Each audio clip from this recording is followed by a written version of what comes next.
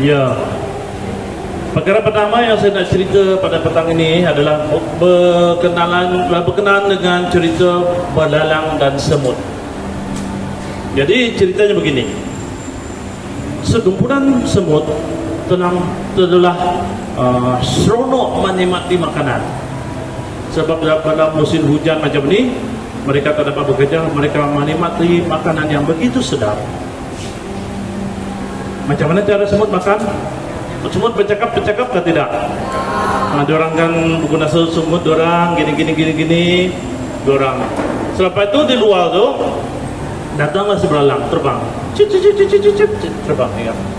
Dia kata, hai sang semut, siapa tu? Oh belalang. Semut, dia kata, saya ni lapar. Semut tu, belalang tu lapar. Ya enggak belalang? Dia kata, awak lapar? Semut kata dengan dia, bertanya, mana makanan kamu? Si belalang kata, si semut, izinkan saya menikmati makanan. Jadi si belalang tu dia kelaparan si belalang ni. Jadi dia membawa tetapi belalang ni dia membawa biola atau biola kah?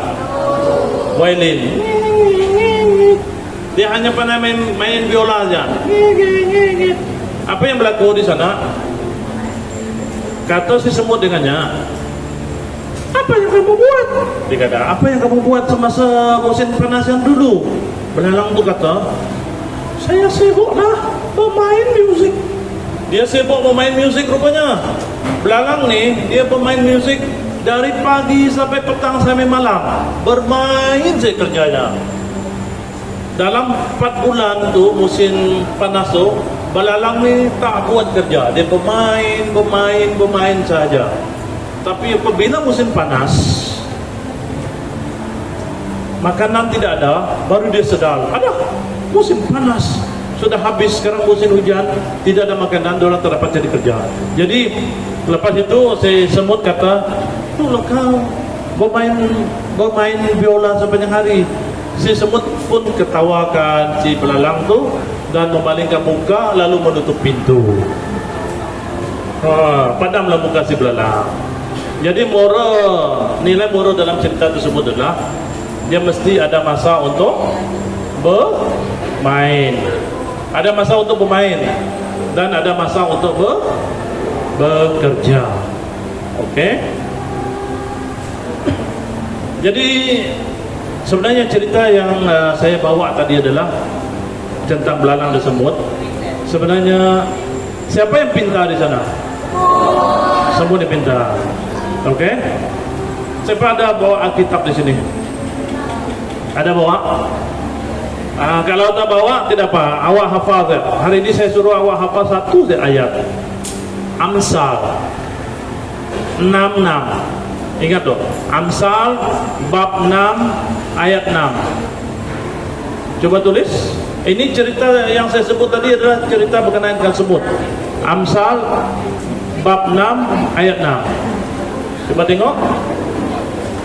Okey. Dia kata begini.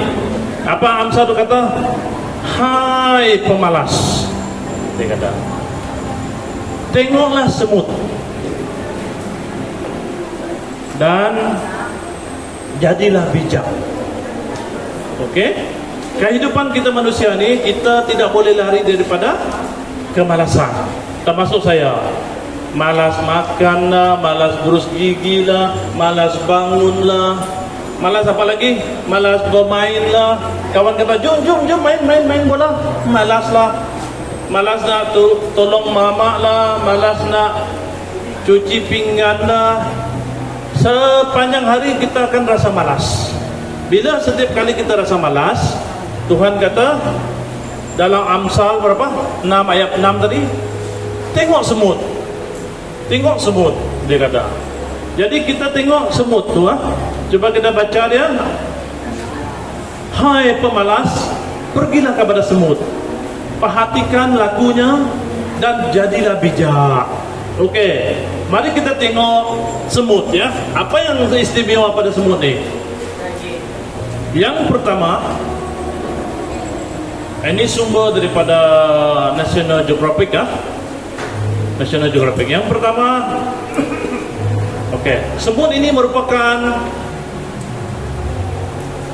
binatang yang sangat kecil tapi makhluk yang sangat berkuasa. Dia mempunyai berbagai warna. Ada yang warna merah, hitam, dan putih. Dan manusia tidak suka semut. 90% semut itu menyusahkan kita. Kalau yang di depan dia kan suka cubit-cubit kita, suka gigit-gigit kita. Yang paling tidak seronok, semut ni mencuri makanan kita kan. Bila awak letak keropok, semut datang ambil. Semut datang mencuri. Kalau kita lalai, semut akan datang. Di dunia ini terdapat 12.000 spesies semut. Yang awak nampak di sekitar sekeliling awak di permukaan bumi, dan ada juga yang bersarang di bawah tanah. Berapa ribu tadi? 12.000 semut. Di Menamit ini berapa orang manusia? 1.000 je kan di sekolah ni. Jadi semut ini melebihi awak, bilangan awak. Semut ni ada 12.000 spesies di seluruh dunia. Yang kedua, semut yang paling ganas dipanggil semut peluru. Ini tidak ada di sini. Semut peluru ini terdapat di negara Brazil. Mana satu hari nanti awak pergi ke Brazil, siapa tu pemain bola itu sebab mungkin pemain bola tu laju kan, sebab di sana ada semut peluru. Itu paling ganas, paling cepat dia bertindak, dia gigit kita. Itulah pemain bola mungkin pemain bola di dunia tu yang hebat-hebat daripada Brazil kan, di Amazon. Selepas itu semut ini sebenarnya merosakkan lebih teruk daripada manusia. Dia kos perbelanjaan dia merosakkan dunia. Dia dah 16 bilion ringgit rosak kena semut ni. Kenapa boleh jadi 16 bilion ringgit? Pernah tengok bilion ringgit kah? Jutaan ringgit, ini bilion ni. Lepas mula-mula ringgit, lepas tu puluh, lepas tu ratus, lepas tu ribu, lepas tu 10,000, lepas tu 100,000, lepas itu 1 juta, lepas itu 100 juta, itu 1 bilion tu. Maksud ini 160 juta ringgit habis setiap tahun. Kerana apa? Kerana semut ini merosakkan tanaman, merosakkan hasil tanian, dan hasil petani itu mereka akan membeli apa? Spray kan. Berapa harga spray dong? Kalau 20 orang beli, kalau seluruh dunia beli, sebab itu racun-racun lagi, racun-racun yang semut berapa satu tu? Mungkin 10 ringgit. Kalau 1000 paket, jadi dia melibatkan, ikut kajian National Geographic ni, 16 bilion setahun. Dan kajian juga mendapati semut ni di antara binatang hewan yang paling lama hidup. Kalau ikut kajian ini, semut ni boleh hidup, bukan semua semut lah, tapi ada sejenis semut dia boleh hidup sampai umur 30 tahun. Semut ni. Itu sebab Tuhan supaya kita belajar daripada semut. Dan semut ini adalah hewan yang paling kuat di dunia. Kalau ikut kajian ini, kamu berapa berat kamu? Berapa berat kamu? Berapa kilo? 36. Darab 5 berapa? Katakan kau 30. Darab 5? Darab 50 berapa? 30 darab 50 berapa? 1.000 kilo Boleh kamu angkat ke 1.000 kilo? 1 tan. Kelapa sawit 1 tan boleh angkat. Tetapi kalau ikut kajian ini, semut itu boleh mengangkat bebanan 50 kali ganda daripada saiz badannya. Itu sebab kamu tengok daun-daun yang besar, roti-roti yang besar tu, dia boleh angkat. Dia boleh angkat, dia kuat. Okey? Dan semut ini merupakan mempunyai rekod yang terpantas di dunia. Kau tahu kenapa? Kalau awak nak cuba, awak pergi jumpa semut nanti, cuba awak letak tangan awak di sana, dia akan dapat menggigit awak. Paling patah, awak tak sempat lagi nak alihkan tangan. Sebab mengikut kajian ini, di antara binatang yang paling cepat menggigit adalah semut, nomor 1 di dunia. Cuk, ni macam ni, cepat dia punya gigit. Cuk. Okey. Kemudian semut ini dapat dijumpai di mana-mana kecuali di tempat sejuk. Itu dia kalah lah. Antartika tak ada. Dan satu lagi, semut ini suka hidup macam kita ni, berkoloni, suka hidup bermasyarakat. Semut ini suka hidup bermasyarakat. Okey. Yang seterusnya, semut ini tidak mempunyai telinga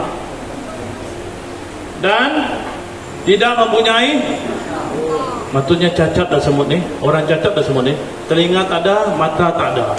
Tapi Tuhan suruh kita belajar daripada semut. Mata tak ada, telinga tak ada.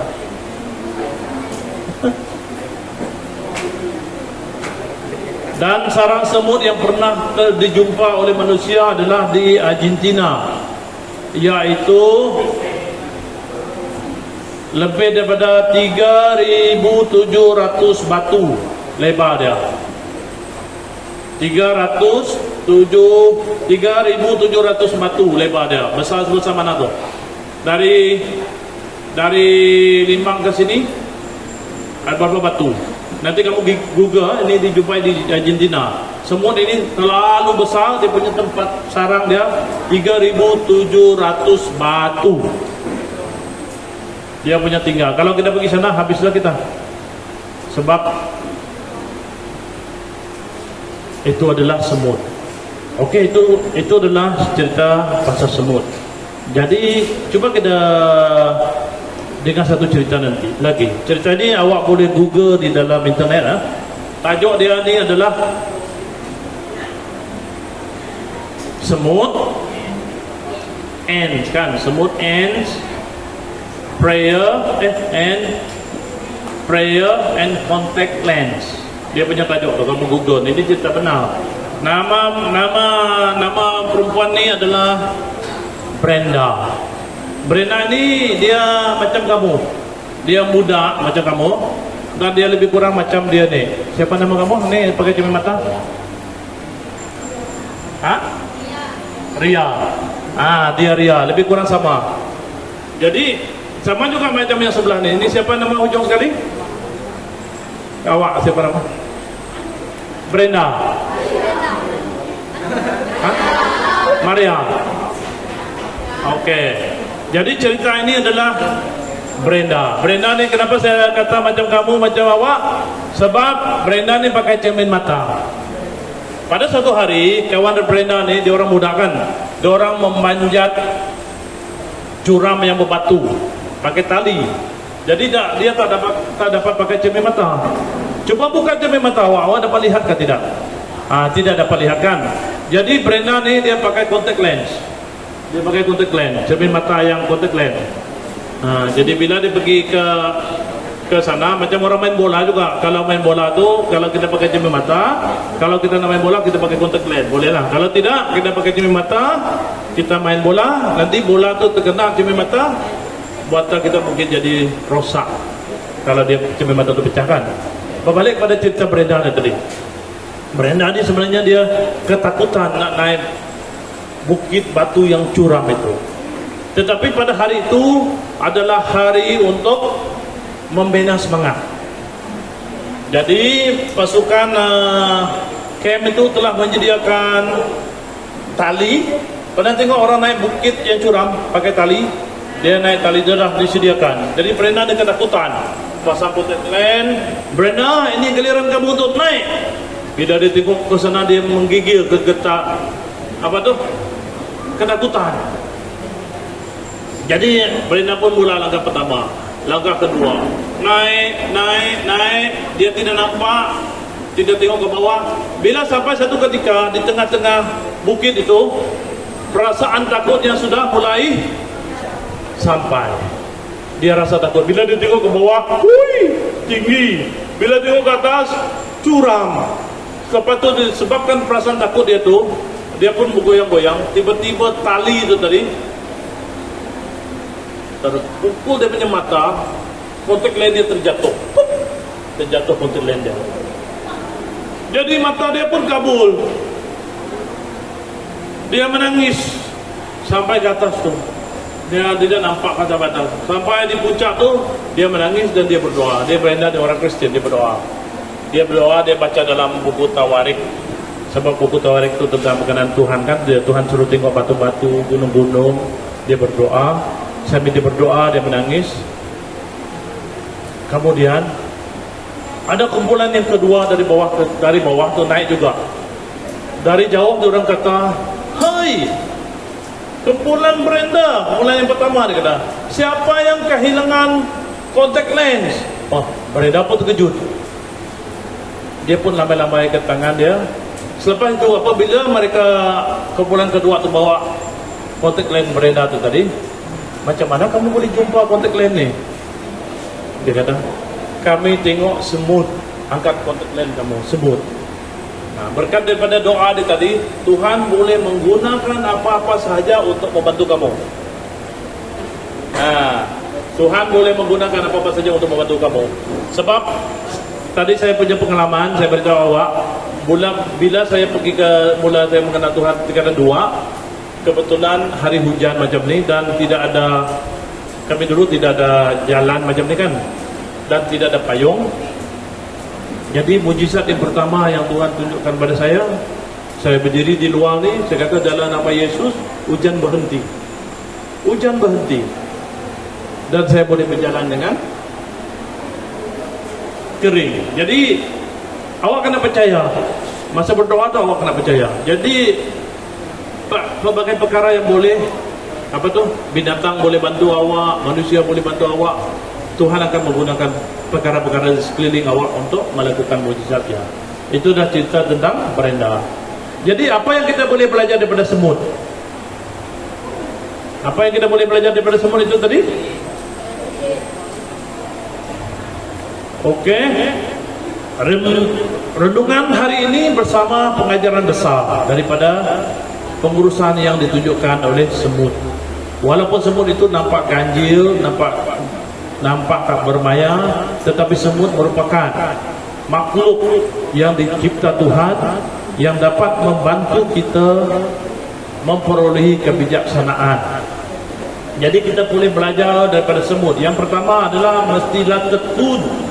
Semut ini adalah binatang yang paling tekun.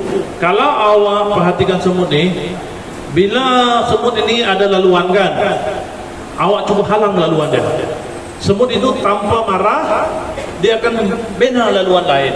Awak halang lagi laluan lain tu. Semut itu tanpa putus asa, tidak marah, dia akan guna laluan lain. Awak halang lagi, dia guna laluan lain. Jadi semut ini tidak pernah putus asa, sentiasa bertekun untuk mencapai cita-cita dia. Itu yang pertama. Yang kedua adalah semut ini adalah sangatlah kuat. Seperti yang kita telah belajar tadi, semut ini sangat kuat.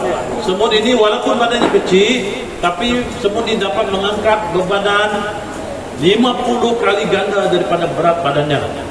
Dan gajah yang sebesar itu tidak semestinya dapat mengangkat barang yang lebih berat daripada badannya.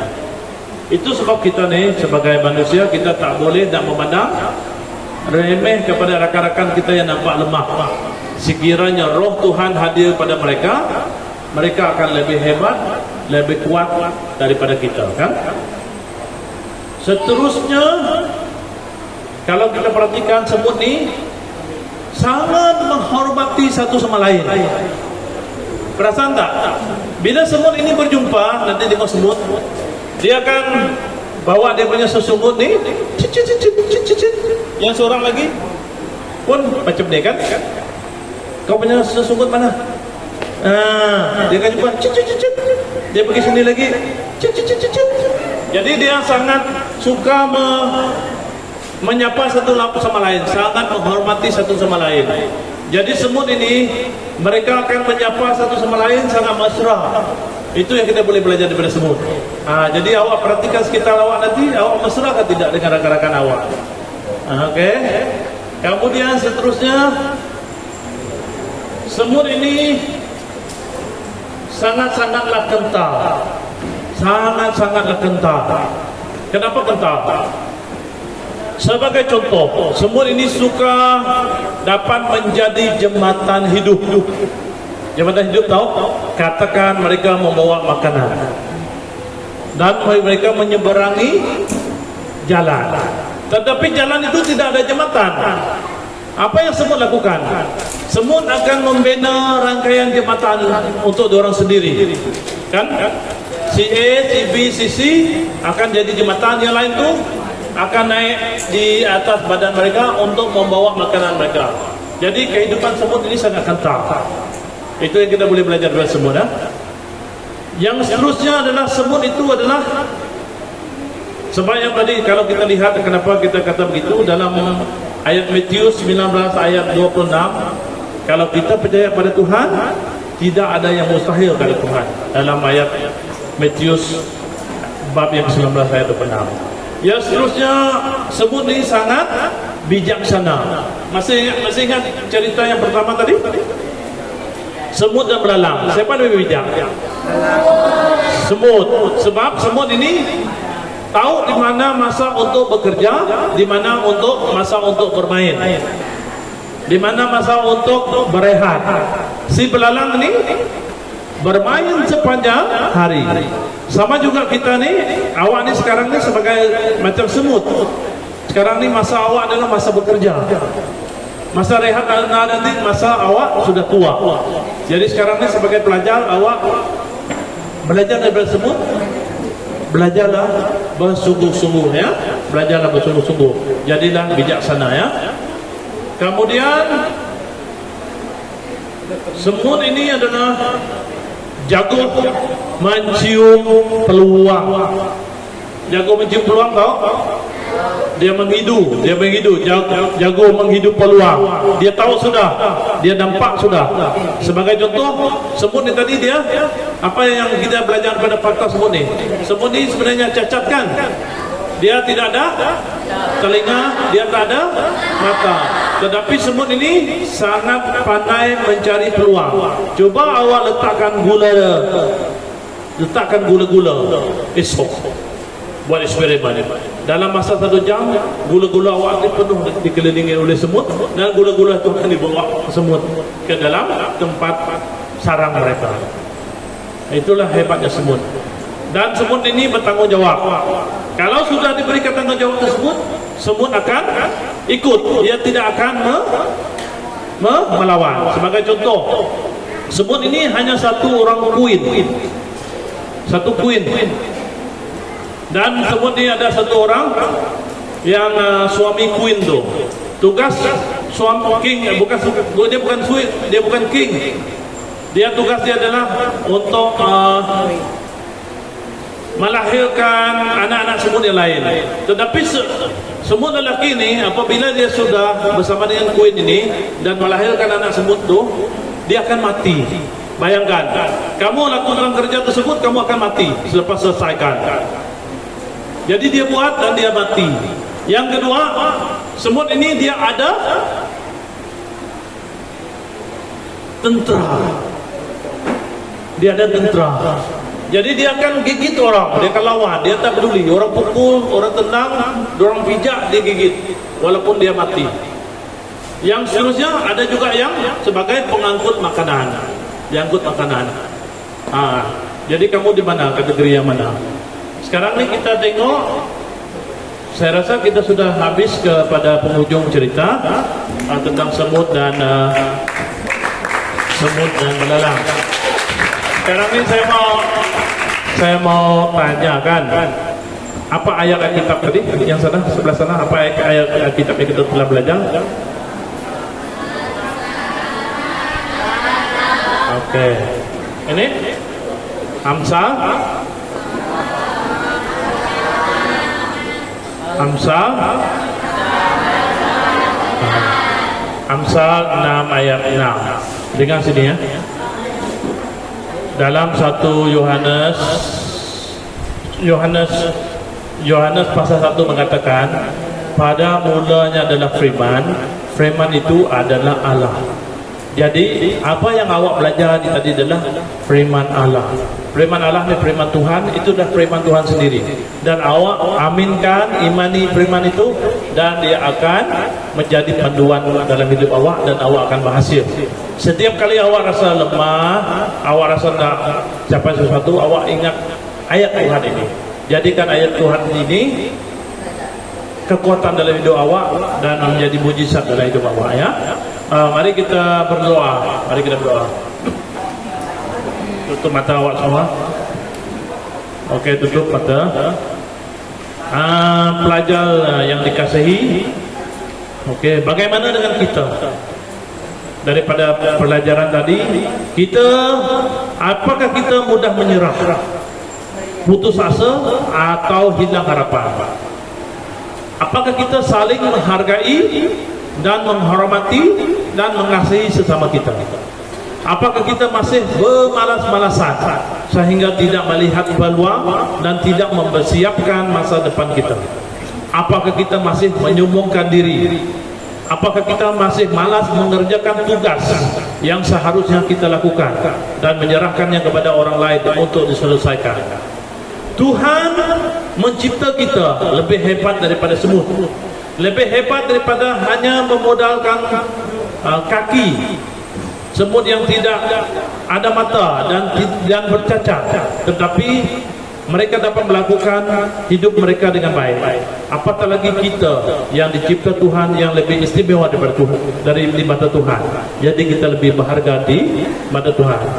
Jadi kita jadikan firman ini sebagai panduan dalam hidup kita. Ya Bapa di surga, terima kasih Tuhan kerana firman-Mu yang indah, firman-Mu yang baik. Urapi anak-anak-Mu di sini Tuhan, walaupun saya bersama mereka untuk pertama kali, tapi saya minta Tuhan datang satu persatu ke dalam mereka, gunakan hidup mereka Tuhan untuk kemuliaan nama-Mu Tuhan. Roh Kudus-Mu datang untuk memberkati mereka. Hantar malaikat-Mu yang terbaik Tuhan untuk bersama mereka pada setiap hari Tuhan. Yesus bersama dengan mereka pada saat ini Tuhan, tinggal di dalam mereka. Bukan kuat, bukan gagah, tapi kuasa Tuhan yang di dalam mereka menjadikan mereka hebat. Jadikan mereka ketua, bukan ekor. Jadikan mereka perkasa, dan mereka akan mendapat berkat daripada Tuhan. Pelajaran mereka diberkati Tuhan, keluarga mereka diberkati Tuhan, tempat tidur mereka diberkati Tuhan, kawan-kawan mereka diberkati Tuhan, masa depan mereka diberkati Tuhan, semuanya diberkati Tuhan. Guru-guru mereka diberkati Tuhan, makanan mereka diberkati Tuhan, keuangan mereka diberkati Tuhan. Terima kasih ya Tuhan, terima kasih Yesus. Di dalam nama Yesus saya telah berdoa. Amin.